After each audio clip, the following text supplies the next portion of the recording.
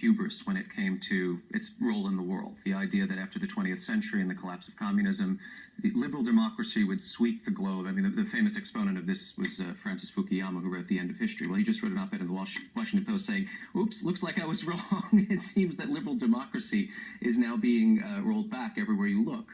What worries me the most, though, is, look, the 20th century ideological categories were fairly well defined. You knew what left-wing was, you knew what right-wing was.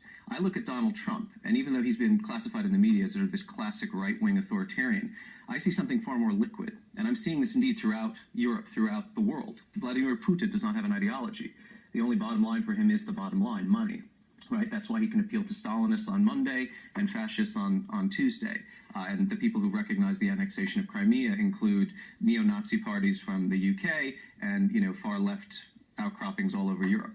The same thing seems to be holding true with Donald Trump. And when we talk about Donald Trump's worldview or philosophy, we're not really talking about his worldview. We're talking about Steve Bannon's worldview. And if you read up on this guy, it's rather fascinating and forbidding. This is a man who professes to admire Darth Vader, Satan, and Dick Cheney, a rather forbidding combination, you'll admit, but also Edmund Burke, the godfather of classical European conservatism, which is the antithesis of what I'm seeing this administration trying to roll out from national security to economic policy. And he also once described himself as a Leninist. This is somebody who's pulling every which way and from every kind of extremist orientation or tradition that has been, in the ether for the last 100 years.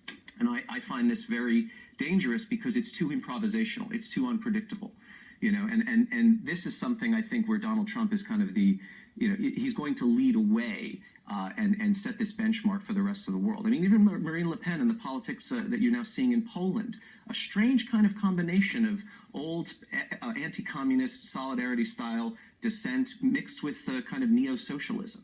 This is something that, trade protectionism has never been part of the Republican Party platform, right? Now it all of a sudden is, as part of this isolationist and populist wave. So what is he going to do next? We don't know, because there is no coherent tradition or